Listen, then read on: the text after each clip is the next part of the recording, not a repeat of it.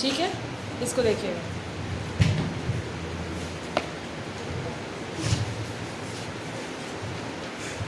आप लोगों को सुनाई दे रहा है ना सबको? हैदर अली से पहले देखिए कि मैसूर और कर्नाटका के इलाके में क्या हो रहा था, या वहाँ पे उस वक्त की राजनीति कैसी थी। सबसे पहली चीज़ जो थी, हम लोग स्टार्ट करेंगे थोड़ा सा बैकग्राउंड से जाकर हैं, पीछे से हम लोग शुरू करेंगे 1565। 1565 में कर्नाटका वाले इलाके में एक डायनेस्टी थी जो रूल कर रही थी। उसका क्या नाम था? वोडियार डायनेस्टी। ठीक है, वोडियार डायनेस्टी, इसको कुछ ऐसे लिख सकते हैं, वोडियार डायनेस्टी। इसी को हम लोग मैसूर डायनेस्टी भी बोलते हैं, मैसूर वंश भी बोलते हैं। ये ऑलरेडी रूल कर रही थी 1565 के आसपास में, ठीक है। लेकिन 1612 तक आते आते थोड़ा सा स्थिति खराब हो गया है। क्यों? एक रूलर थे जिनका नाम था चिका कृष्ण देव राय। नाम सुना है? चिका कृष्ण देव राय, है ना। ये थोड़ा सा रिलेटेड है आपका विजयनगर एम्पायर से। विजयनगर एम्पायर सुना है? एंशिएंट में देखेंगे डिटेल, उसी इलाके की बात हो रही है, ठीक है। चिका कृष्ण देव राय, इनका रूल चल रहा था ठीक ठाक। इनके डेथ के बाद सिचुएशन थोड़ा सा खराब होने लगा, ठीक है। यानी कि इसकी डायनेस्टी की बात करें तो ये सिचुएशन थोड़ा सा यहाँ से वीक होने लगा इनकी डेथ के बाद। अगर हम लोग ये बात करें कि वोडियार डायनेस्टी के सबसे लास्ट कौन थे, तो चिका कृष्ण देव राय थे, कह सकते हैं। यहाँ सिचुएशन काफ़ी खराब होने लगा, ठीक है।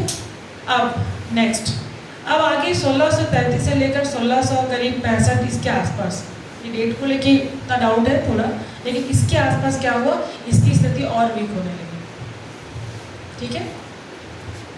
तो यहाँ पे जो भी रूलर थे, अगर काम कर रहे हैं तो इन्हीं का एक लीडर था। अब ये वीक हुआ, जहाँ भी वीक हुआ, इसका मतलब ये किसके लिए मौका था? ब्रिटिशर्स के लिए था ना। कृष्णदेव राय की स्थिति खराब हो रही थी, तो ये ब्रिटिशर्स के लिए मौका था। याद रखिएगा, पावर क्या होता है? अगर आपके पास बड़ा पावर है या आपके पास बड़ा टेरिटरी है, उसको संभालने के लिए बड़ा पावर चाहिए ना। ऐसा तो नहीं कि कोई कमजोर आदमी पूरी कंट्री को संभाल लेगा, नहीं। कहीं भी कुछ वीक होता है तो ही कोई बाहर से आ सकता है। आपके देश में जब जब हमला हुआ, आप सोच के देखिएगा, जब जब हमला हुआ, चाहे वो बाहर से हुआ हो, चाहे वो मुस्लिम इन्वेजन हो, या फिर आप स्टार्टिंग में जो सबसे आर्यंस भी बाहर से आए थे, है ना। आर्यंस भी कहते हैं कि बाहर से आए थे। चाहे उस वक्त की बात हो, कभी भी आपका देश किस स्थिति में था ये सोचिएगा, कभी आप यही पाइएगा, हर समय मेरा कंट्री मजबूत, उस वक्त वीक था। आर्यंस आए क्योंकि यहाँ पे हड़प्पन सिविलाइजेशन खत्म हो रहा था, इसीलिए। कुषाण्स आए क्योंकि वो सब खत्म हो रहा था। मुस्लिम्स आए क्योंकि यहाँ के जो लोकल राजा थे, मुस्लिम्स कब आए? 1000 आसपास ईस्वी की बात है, 1001 से स्टार्ट हुआ, ऐसा कुछ 1026 थे। सबसे पहले कौन आया था मुस्लिम इन्वेजन की बात करें तो? नहीं नाम सुना कभी? मोहम्मद गजनवी और मोहम्मद गौरी, ये लोग कब आए कि आपके देश का लोकल राजा लोग थे, वो लोग कमजोर हो रहे थे। जब ये लोग कमजोर पड़े तो कौन आया? अंग्रेज। तो आप अगर कमजोर स्थिति में हो तो कोई ना कोई मौका उठाएगा ही। यहाँ भी वही चीज़ थी, कोई ना कोई मौका उठा ही रहा था, ठीक है। अब इसी में, इन्हीं की सेना में हैदर अली आर्मी में थे, ठीक है। हैदर अली की पहचान हम बताएंगे आपको बाद में कि इनका जन्म वगैरह कब हुआ था, नहीं हुआ था। लेकिन हैदर अली क्या थे? ये आर्मी हेड थे, अगर हम लोग बात करें तो। अब अगर एक बंदा आर्मी हेड है तो ये भी सोचने वाली बात है कि यहाँ पे हम कमज़ोर पड़ रहे हैं अगर, तो भाई बाहर से क्यों लोग आएंगे, क्यों ना मैं ही बैठ जाऊँ, क्यों नहीं? हम आर्मी के हेड है, हम इतने पावरफुल है, तो राजा की जगह क्यों ना हम ही बैठ जाए, हैदर अली, है ना। तो जब ये वोडियार डायनेस्टी कमज़ोर पड़ने लगी तो हैदर अली को कुछ टाइम के लिए डी फैक्टो रूलर बनाया गया। मतलब ये वर्ड कभी कभी आता है एग्जाम में, एक ऐसा रूलर जिसको लीगली एक्सेप्ट नहीं किया गया। हम पेपर में नहीं दे रहे हैं आपको लिख के, अब ठीक है, अब कोई नहीं हो तो आप खड़ा हो रहे हो तो मान लो अब बन जाओ, क्या ही कर सकते हैं, ठीक है। तो हैदर अली को ये बनाया गया, लीगली एक्सेप्टेंस नहीं था, याद है, इसलिए इसी को बोलते हैं डी फैक्टो रूलर। मतलब कि वो काम करेगा एज अ सीएम या एज अ पीएम, जो भी आप बड़ा पोस्ट ले लो, लेकिन उसको लीगली एक्सेप्टेड नहीं हो, कानून की तरह से नहीं। क्यों? क्योंकि हैदर अली किसी ऐसे वंश से नहीं बिलोंग करते थे जो राजा वगैरह का था। हैदर अली ने, आप देखिएगा कि लास्ट तक आगे जब हम लोग देखेंगे, कभी भी ऐसा नहीं था कि खुद को, इन्होंने भी नहीं कहा कि हमको राजा का नाम चाहिए। ये कमज़ोर हो रहा था तो बाहर से कोई अटैक करे या बाहर से अंग्रेज ले, उससे अच्छा है कि हम इसको संभाल लें। तो एक पूरा का पूरा वॉरियर डायनेस्टी को संभालने के लिए हैदर अली ने ये कदम उठाया, जिसको लीगली एक्सेप्ट तो नहीं किया गया, लेकिन रजामंदी थी सबकी। इस तरह से हैदर अली पावर में आए। ठीक है, पावर में आने के बाद इन्होंने क्या क्या किया हम बताएंगे आपको। थोड़ा सा हैदर अली के जन्म के बारे में बात करते हैं। ठीक है, हैदर अली का जन्म 1621 के आसपास हुआ था, 21 में ही हुआ था, 1621।